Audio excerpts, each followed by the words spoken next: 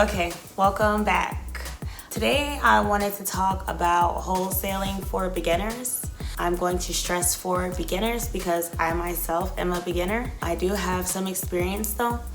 But I'm really just gonna talk about like why I started and what I'm kind of doing now.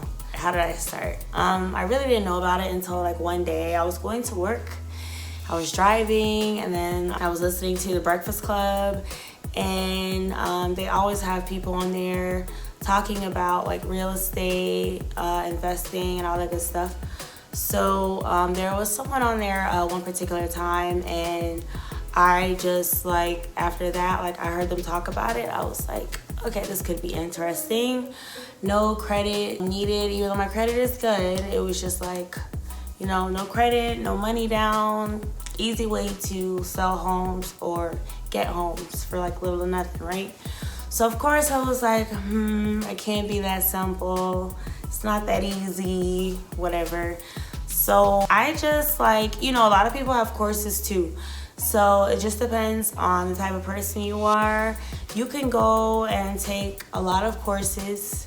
I could recommend a few too, like a few people who I know that have really good courses that I watched or learned from. They helped me, so I know that they could help you. Yeah, you could do that, or you could YouTube University like me.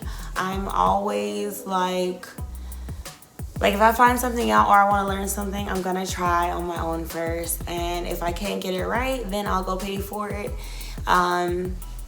Otherwise, I will try to learn on my own, and I'm glad I did. So yeah, so after hearing that interview, I got on YouTube and I found like maybe 2 or 3 people that I liked, and I just stuck with them and I just watched their videos for maybe about, I would say, a month and a half. And then I prepared. So I got my LLC, I got like my marketing material.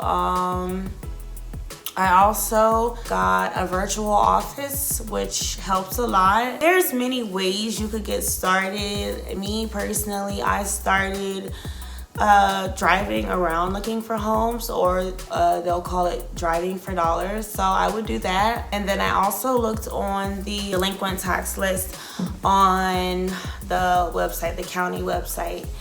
And actually my first deal was someone who I found them on the website, the county website, and then I wrote her a letter and she called me, and then we talked for maybe a month. She's a really sweet lady, older lady. She actually co-signed on the home kind of with someone, and they kind of screwed her on the payments and the responsibilities with the home. So she just wanted to get rid of it, and so I went out, I did an inspection, and it just needed so much work. There was actually a dead dog in the backyard, believe it or not, and I never saw it. I couldn't go back there and see it. The neighbors told me they were like concerned there was a dead body back there because of the smell, and then someone looked and it was a dog, and they never moved the dog, so the dog was just always there. So anyways, she was ready to get rid of the home. I explained the shape that it was in, and she's like, you know what, if you could just pay the taxes, you can have it. So I was like, what? Of course. So I'm like, all right, go look. It's gonna be a crazy amount. So I went and looked, and it was only $800, like $840 something. I was like, are you kidding me? Yeah, I'm gonna pay her taxes and I'm gonna get the house. So yeah, that was my first house. So I was super excited because when you watch videos, you'll see that people will say that they got homes for $1 for free, and you're like, yeah, it's like 1 in a million. It's never gonna happen. Like maybe after, if I sell 50 homes, then I'll get a home for $1. But yeah, that's pretty much like $1 to me. $840 something for a home. A 3-bed, 1-bath home is like $1, so, or free. So I was like so happy, and then so I was like, should I keep it? Should I sell it? And at the time, honestly, I just needed the money. So So I was like, I'm gonna sell it. I sold it for $11,500, around there. Yeah, so that got me going. And then after that, it was just like amazing. So like, yeah, like I said, driving for dollars. Look on the delinquent tax list. Also, there's companies that you can like register, like sign up for and get people's phone numbers, and you can call them. So you don't have to drive for dollars. You don't have to look on the delinquent taxes, which I don't know why you wouldn't.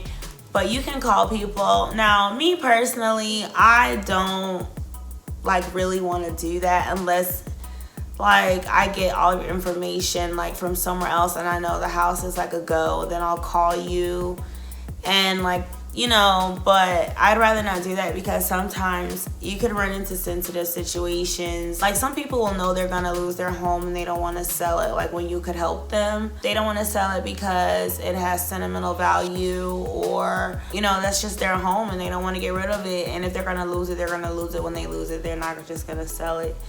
So I don't want to call and run into that. I don't want to like get cursed out. People get cursed out.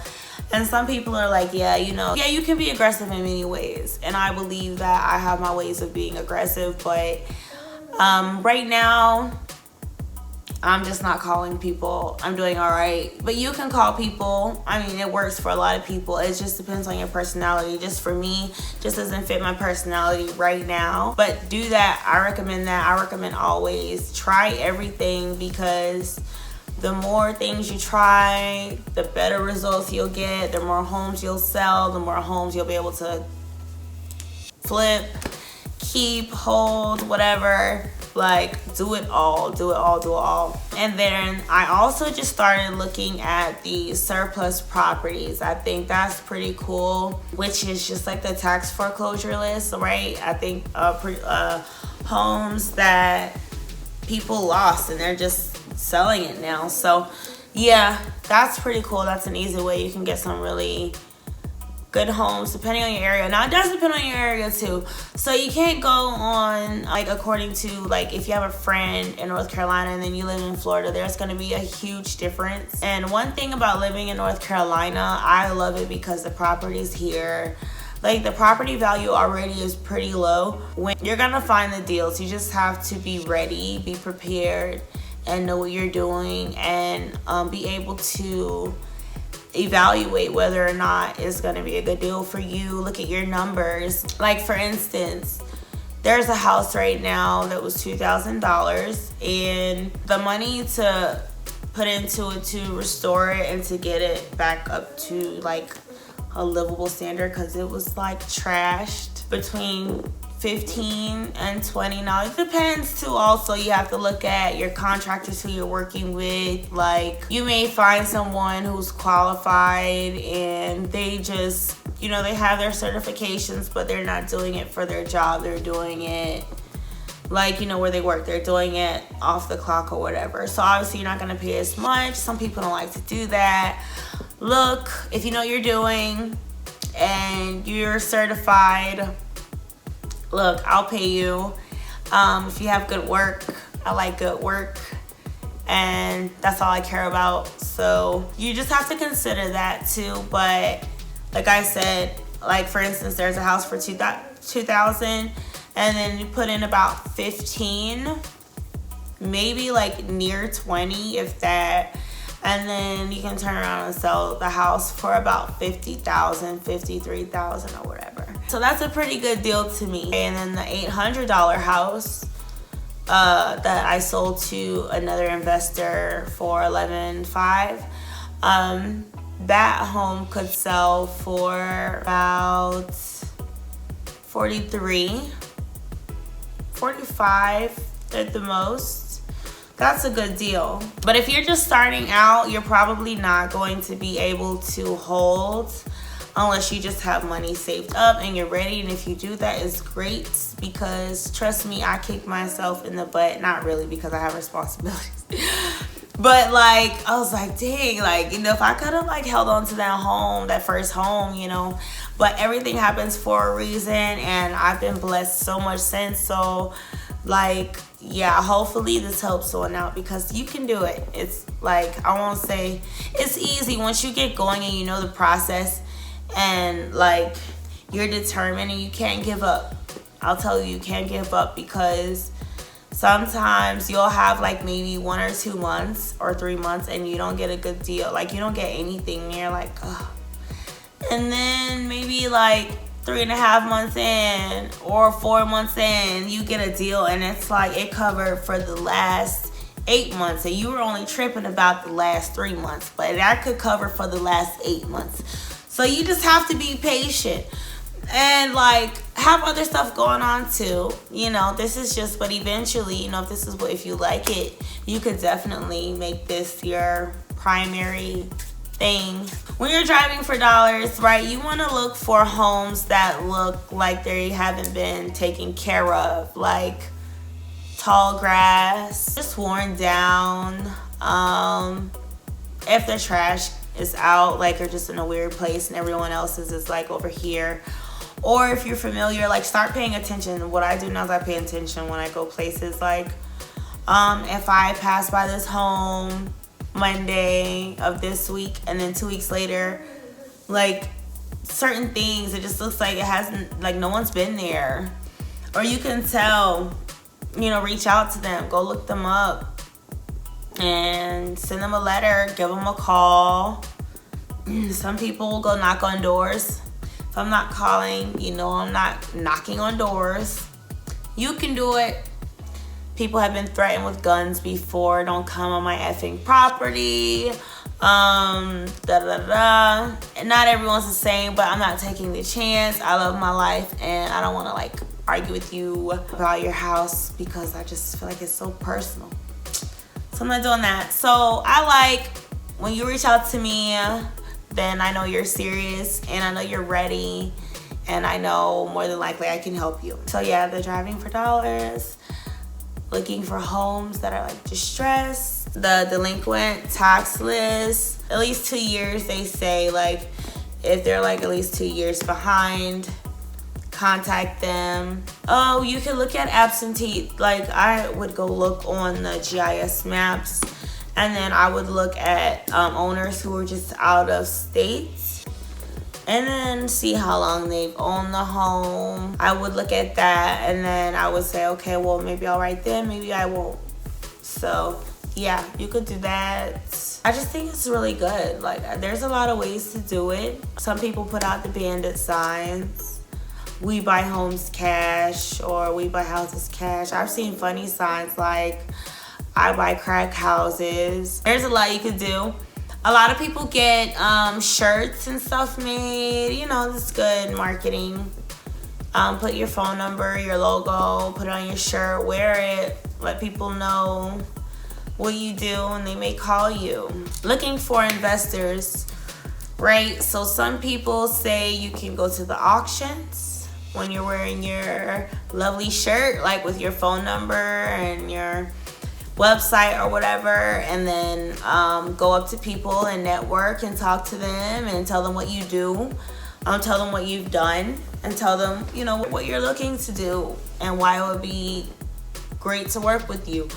Some people go on Craigslist. You can put out a dummy ad. I've done that and I've gotten numbers for investors that way. So I just went on Craigslist. I took pictures from some house that I wasn't attached to at all. And I posted like, hey, this house is selling for this price, a really like marked down price. And they would write me and then I'm like, okay, well that house just sold actually, but I am going to save your information. So when I do have more property become available, I will contact you or I'll shoot you a text and I'll let you know. And that works too. And a lot of the times they know, but I think that they're just hoping that you'll get that deal. And like the guy who, you know, that my first deal that I told you about, you know, he could be one of those guys and I just happened to be that girl. But actually, after we put the house under contract, that particular home, my first home, I put a sign in the yard when I was marketing it everywhere, Facebook, Craigslist, where else? I don't know. He saw my sign and he called me called my virtual office phone. It worked out well, and then we have a pretty good relationship now. So it's like, whatever homes you get, call me, text me, or sometimes he'll just text me. He's like, what do you got? So I think that's great. Keep your relationships with these people, because it's just awesome. It works out for everybody. It works out for buyer because it's an investment for you. You can add it to your profile. It's good for the seller because obviously they need the money, or they want to get rid of it, or there's a reason, they have a motive, and you want to help them out because they need help for some reason. No one's just selling a house to sell it. So whether you have to move, not just a financial reason, just anything, you gotta move, whatever. And then it's also good for the community too, because now there's one less home sitting in the area that's not being lived in. It's just sitting there. It's probably other homes in the area too. So sometimes when you're rebuilding a community, it can be a slow process, but one step at a time, anything helps. And as long as you're in it to help people and not be like greedy, you will come out on top. And it's very important to be honest. I hear like horror stories about people being dishonest about things, which is just so weird to me. It's so hard to believe because it's not hard to believe. I ain't gonna say that because people lie, but I mean, it is what it is. Just tell people what you're doing. Like, if you're wholesaling, tell them. Don't make them feel like you're buying it if you're not gonna buy it, and then they're surprised like, whoa, there's this fee.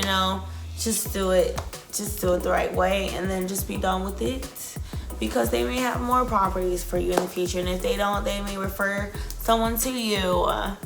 So just keep that in mind. Of course, starting out, if you want a game plan, my thing was sell some homes, save my money, so when I get more deals after I've saved up enough, then I can start holding. And holding means instead of selling it to someone, once I get it, I'm going to keep it and I'm going to put the money into it and I'm going to invest it. I'm going to end up making it a rental property. And it's a house that's paid for, more than likely. Yeah, well, it's going to be paid for by the time you finish, but a home that's paid for. I'm not taking over payments at this point. I have my own bills, so yeah. Has to be paid for, so that means it has to be a good price. I just think it's a good idea. If you want to build and you have an interest in real estate, this is definitely a way to go. I'm so glad that I found out about it, because it's always something I wanted to do, but I just didn't know about wholesaling. So yeah, that Breakfast Club interview did me some justice, and hopefully this does for you too. This makes it easy for you. Go out, start looking for homes, get the address. If you're just starting out and you don't want to invest a lot of money right away, go out, get the address, go home, look up their address. It's their information, their cell phone, their address, and let them know you're interested in their properties. And if you don't know how to write a letter, Google it. There's sample letters. That's what I did. Get the letter from Google. It's simple. It's easy. Just drive, find a house. Okay, it looks like crap, or it looks a little worn down, looks old. The roof looks like trash. The right side of the house looks like it was burned a little bit, or it's leaning to the left. The crappier the house, the better, okay? I know you know some neighborhoods where you live where you can go and find these homes. Go there. That's where you want to go. Go there and get the house. So go get the house, go home, pull up your laptop or whatever, get their address, go to where they pay their taxes, go to the tax information, go to their tax bill information. Wherever their taxes are going, that's more than likely where they will receive mail. So send the letter there and then just pray. And I heard someone say 1 in 50 letters you'll get a response or something, but I don't know how true that is. I think I get more than that. But just don't think that every call also is going to be a go. Sometimes you're not going to agree on a price. Sometimes they're not really serious. They're just wanting to know what someone is interested in buying the home for. Or sometimes they can't. One time I had someone who was married and she was so ready, but the husband really wasn't on board. She didn't want him to know. There was no way to get it done. The attorney couldn't get it done. The husband just wasn't agreeing with it. So it was gonna have to be done a different way. Just pray that it goes your way, and it will. But yeah, I love it. Like, and I think you will too. And then once the great part for me is like when you get to the part where you can start holding the homes, that is when it becomes awesome, because now you're talking about like generational wealth. And if you have children or just a family period that you're providing for, like your mom, sisters, nieces, nephews, whoever, this is a great way. It really is, because you can help a lot of people out, and you're also giving people places to live too. So, and that's something that people always need. So it's just beneficial all around. And not to mention, you have your financial freedom after a while. If your credit is good and like you want to hold up front, you could do that. Go get a loan. But some people aren't into loans. You know, me personally, I was just like, you know, even I think with my DTI, I probably would have been able to get a loan, but not a loan worth renovating a home for like comfortably. I would just say 20, 25, just in case we run into a problem. And I want to have extra. I'm always big on the like having something for incidentals and the just in case stuff. So that wouldn't work for me. But if you can, go ahead if you're okay with the interest, or if you can get a certain time like where you can get the loan and pay the interest, like where you could, if you pay it all back beforehand, you won't have any interest, then cool. But I just really didn't want to do that. Like, I just wanted to save my money and then use my money up front to do a couple homes. And then I said, like, after I do a few homes and put a few people in a few homes, then I may start using the equity in the homes too. So it's whatever. Wherever you are starting, it's right for you. There's no right or wrong way. Just as long as you're determined and you do the research and you get going. Don't get stuck in researching forever. Like, don't research for like 3, 4, 5, 6 months and take 50 courses. You're gonna make mistakes. There may be some deals you lose where you're like, dang, I should have done it this way, I should have done that way. It's happened to me. It actually wasn't my fault. It was my attorney at the time.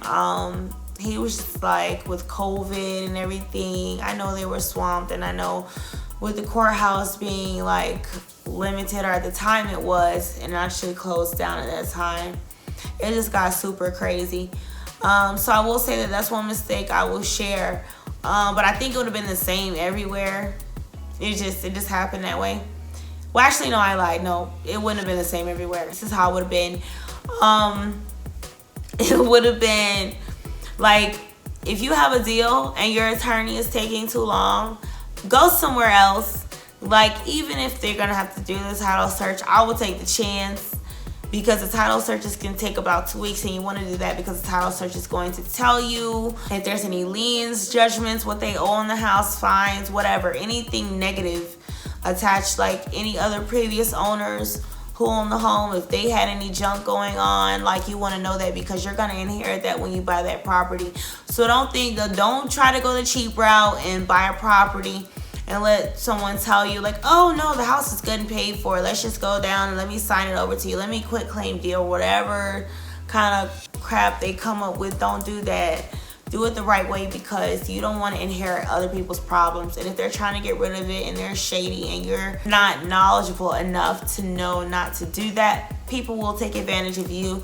So do it the right way. And it's really not that much. It's like, considering the benefits, like how it's going to help you in the long run, or possibly your children or your family or whoever, you know, outside of yourself, who you're doing this for, because this is going to help you like way down the line. This is not something like, you know, if you take care of it, it's going to take care of you. It's just great to know you can rent it out from month to month. If you run into a bind and, you know, you have a house over here you can sell the house, and then, you know, you're going to buy 4 more in 3 weeks. Like, keep it going. Like, You can do it. It's so possible.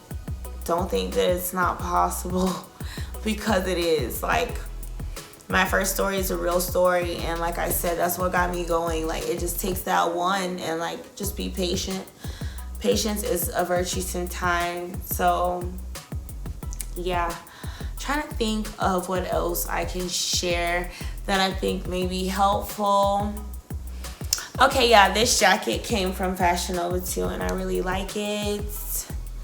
I love it. It's so different, and it's so warm. It's so cold in North Carolina. It's like 20-something degrees right now. It's cold. I'm a Florida girl, so this is new. And sometimes I go off a little bit, and I just got into this jacket real quick because I caught like a chill, but I'm warm at the same time. Anyways, so get a new attorney if you need to, like, get other people to be on it because you don't want to lose deals. But I'm going to tell you, everything happens for a reason. I believe in divine intervention. It may have been something with that house that I uncovered that would have costed me more than what my numbers were. So I was like, you know what? That just means something was better. I was so optimistic. I told my realtor friend, I'm like, hey, you know, I'm not mad about it. Like, it wasn't the first one. Like, we bid on houses and stuff. Sometimes you win, sometimes you lose, whatever. But this one I just really wanted because it was actually on the same street as the house that I'm working on right now. So I was like, okay, so they'll both be on the same street. So I'll just go down to this house if I need to, whatever. I was like, something better is going to come along. And like maybe about a month and a half later, I got a house to come along, and it was less, maybe the same amount of work or close to it, but it was a good amount less, you know. So I was so happy about that. And actually, I am going to close on that house tomorrow, so I am super excited. And I'm gonna try to record that because I never record anything. I'm very like low-key and secretive because I just have to be. I believe some energy is not good. Like, I know I'm covered and everyone around me is. I just believe when you're building, sometimes before, like, you want to get that foundation going. Once you have the foundation, everything is gonna run smooth. So now that I have my foundation, I'm happy to speak on it. I'm happy to talk about it.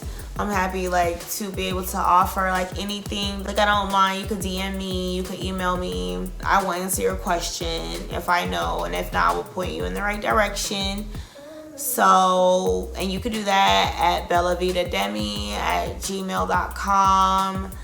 And then, or you could go to my Instagram, same thing, bellavitademi. You could do that too.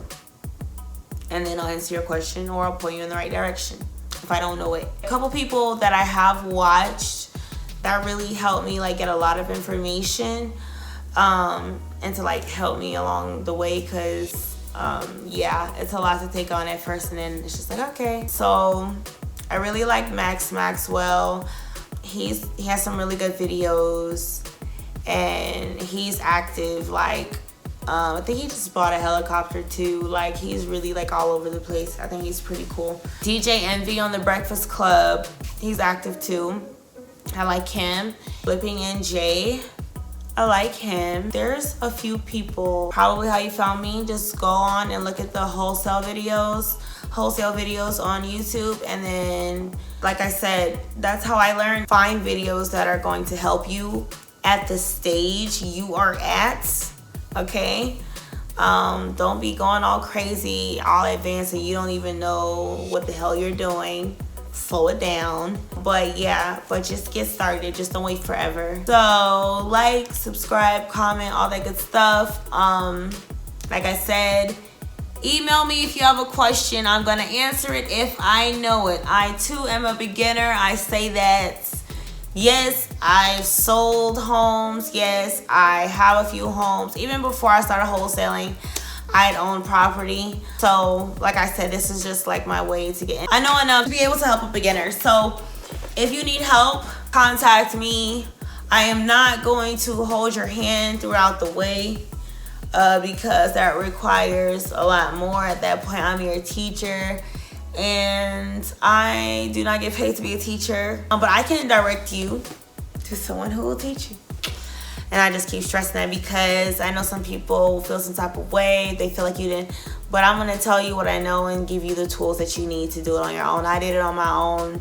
I didn't ask any questions. I really just YouTubed and did what they said and learned. Like, yeah. And another thing too, when it comes to talking to people when they call you, some people are like nervous. And I really don't remember if I was nervous or not, because I'm really not nervous anymore. I know the main questions, like, and you can ask your own whatever, but the main things from my YouTube university, like when they call, you know, introduce yourself, speak to them, have small talk that helps. But you want to ask them about the house so you can help come up with a number. Like, when's the last time the roof has been changed? What about the foundation? Just any questions that could help you. Is there a central AC? Is there like just anything? Like, are there tenants in there? If not, how long has the home been without a tenant? And you should know whether or not they owe taxes. Sometimes if they just paid it, it won't be updated, but that's not really a big deal at that moment.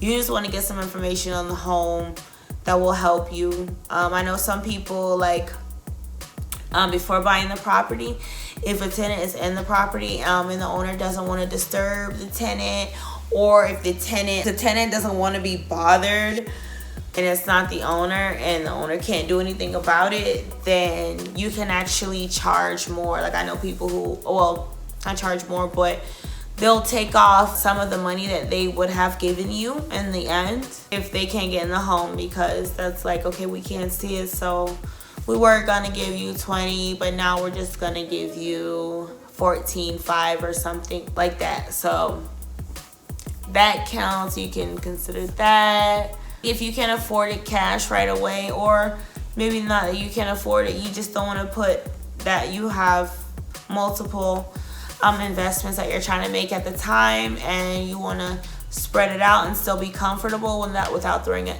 out a lot of money at one time, which is fine and it makes perfect sense. Then maybe try to do an owner financing where you make payments every month, like how you would pay rent or you pay mortgage. You'll be doing the same thing, and then eventually you own the home.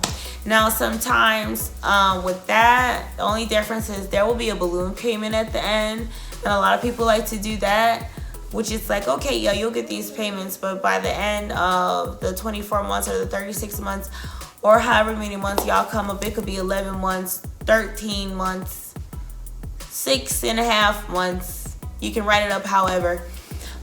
There will be a balloon payment, which is going to be the remainder of the money. So you want to try to pay it. It's just so many different ways. What I recommend and what I suggest is, if you're the type of beginner that I was, like I didn't have the money to invest right away, wholesale, like get a few homes, sell them to a few investors, save your money, save your money, save your money, save your money, and save your money, and save your money, okay?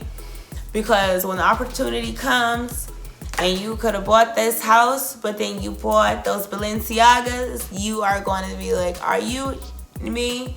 So you don't want to be like that. Like, that sucks, and that's a stupid decision. And if you're even thinking about wholesaling, you're mature, like you're an adult. So we're gonna make adult decisions. So when we have opportunities, we don't miss them. So save your money. Like, when you flip those few homes, it's gonna be tempting. Maybe do a little something, but don't do anything. I ain't gonna lie. Just save your money. Thanks for watching. Good luck on your journey. And all those people I named, they have Instagrams. DJ Envy has an Instagram. Flipping and Jay has an Instagram. Al Rehab's Houses has an Instagram. Who else did I say? I'm missing someone. Max, did I say Max Maxwell? Probably say him first, because he was like the first person who was like, who I was watching. So yeah, so you do that, and I have faith in you all. Good luck. You're gonna do great. Have confidence, like all that good stuff, and get those letters out, get those calls out, and you're gonna do great. Good night.